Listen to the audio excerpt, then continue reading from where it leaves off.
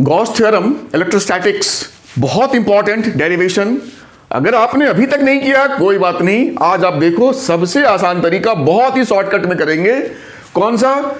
तो electric field at a point due to a infinitely charged line या wire, जिसका जो चार्ज डेंसिटी लैम्डा दे रखा है इस वायर का।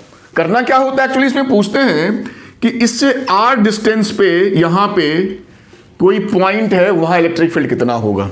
तो करना कुछ नहीं है, इस डिस्टेंस r को रेडियस मान करके हमें एक गॉसियन सरफेस यहां पे ड्रॉ कर लेना है, सिलिंड्रिकल गॉसियन सरफेस, जिससे कि वायर का l लेंथ इसके अंदर कवर हो जाए। ठीक है, अब इस लेंथ के अंदर जो देखो, जो मेरा लैम्डा होता है वो Q/L होता है, तो जो चार्ज इनक्लोज हो गया वो लैम्डा इंटू L हो गया। इसको याद रखना, इसके अंदर जो मेरा चार्ज, इस सरफेस के अंदर जो चार्ज फंसा इस सिलेंडर के अंदर, वो मेरा लैम्डा L फंसा। ठीक है, अब देखो जो इलेक्ट्रिक फील्ड होगा वो आउटवर्ड होगा, इस जो हमारा कर्व सरफेस है इस गॉसियन सरफेस का, उसके थ्रू। और इलेक्ट्रिक फील्ड ऊपर से और नीचे से बिल्कुल नहीं पास करेगा। क्यों? क्योंकि इलेक्ट्रिक फील्ड मेरा इधर है और एरिया वेक्टर इधर है, इसका इधर और इलेक्ट्रिक फील्ड इधर। तो there is no flux through the both top and bottom ends, ये ध्यान रखना। तो जो भी फ्लक्स होगा that is only through the curve surface area of this cylinder, जो फ्लक्स होगा। बात समझ में आ गई? अब वन बाय वन इसको करते हैं कि इसको कैसे सॉल्व करेंगे। तो सबसे पहले हम करेंगे जो हमारा, इसको मिटाओ यहां से, जो हमारा लिखेंगे the flux from the curve surface area.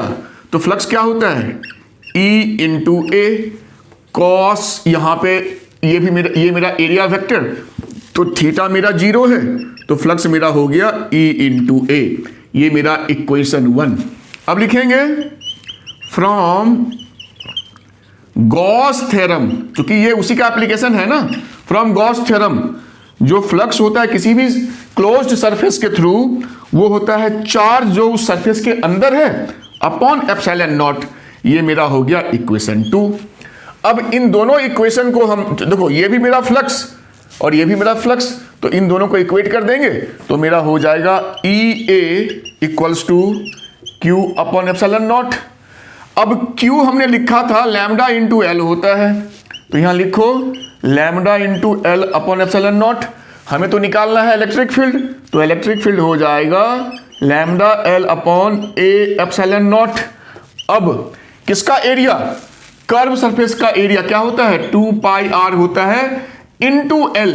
Area होता है किसी भी सिलेंडर के कर्व सरफेस का जो एरिया होता है 2πr, जहां r उसका रेडियस होता है, रेडियस, और L उसकी ये लेंथ होती है।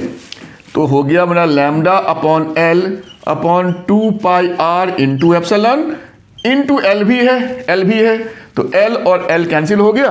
तो मेरा जो फाइनल E बचा, final answer electric field equals to lambda upon 2πε0 r।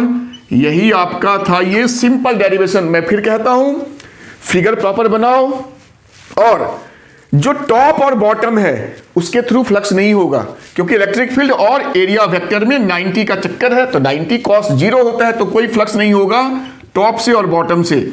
तो जो भी फ्लक्स होगा वो कर्व सरफेस एरिया से होगा। तो हमने एक बार फ्लक्स का लगाया normal formula EA cos theta, और फिर लगाया गॉस थ्योरम, दोनों को इक्वेट किया, तो हमारा आंसर ऐसे आ गया। और चलते चलते जो ग्राफ है इसका वो भी आप देख लीजिए, इलेक्ट्रिक फील्ड और डिस्टेंस का। तो इलेक्ट्रिक फील्ड और डिस्टेंस इनवर्सली प्रोपोर्शनल हैं, तो ग्राफ आपका ऐसे बनेगा। तो यही था आपका इतना सिंपल सा डेरिवेशन।